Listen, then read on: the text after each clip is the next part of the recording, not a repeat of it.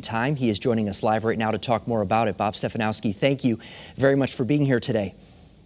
Thank you, Mark. Good to be on. So why do this again, sir? What are you doing here?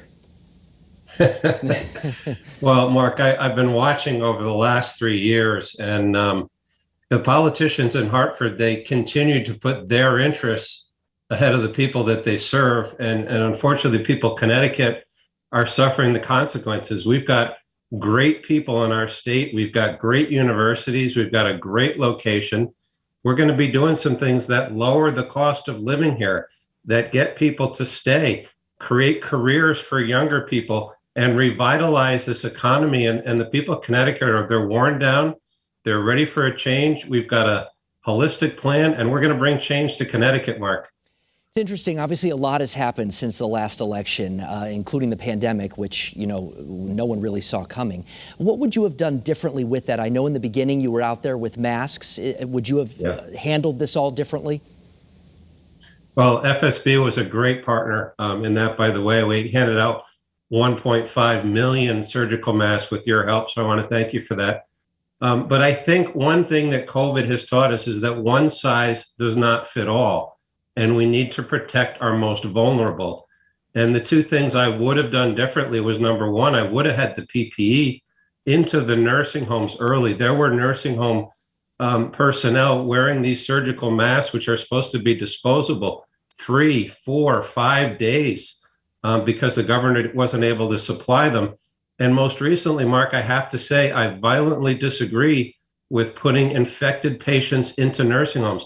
Over 3/4 of the deaths from COVID have been in people over the age 65. So why in the world we're taking infected patients coming out of hospitals and putting them into the places our loved ones, our parents, our grandparents are staying? We should stop that immediately before this virus spreads into those nursing homes. It's interesting because I honestly had forgotten how close it was, approximately 40,000 votes last time between you and Governor Lamont. Is there anything you will do differently this time around? Looking back, did you maybe learn some lessons about what you should or shouldn't have done? You learn a lot as a first-time candidate, Mark, which I was. Governor Lamont, he didn't win until his third try. Governor Malloy was his second try. We focused on tax reform the first time, and I do think that's important, Mark. But it's broader than that. It's about affordability. It's the fact that people's utility bills are just getting more and more. They're higher than their rent payment in certain cases. It's the fact that when you fill up your tank with gas, it costs $60. We've got the highest inflation level right now that we've seen in 40 years. So part of the solution is going to be more stringent on the energy companies and get better service and lower prices to lower the sales tax a little bit and take some of the pressure off of consumers that are just trying to get by every week and make it a little bit easier to live here. The other big issue, Mark, is crime. Hartford and New Haven had their most violent year in decades last year. So we need to take a look at this police accountability bill that Governor Lamont passed. We need to reform it, and we need to give our police officers the tools they need to keep us safe. And we're going to do that as governor, Mark.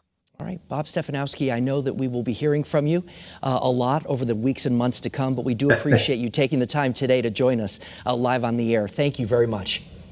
Thank you, Mark. Thanks for having me on. See you soon.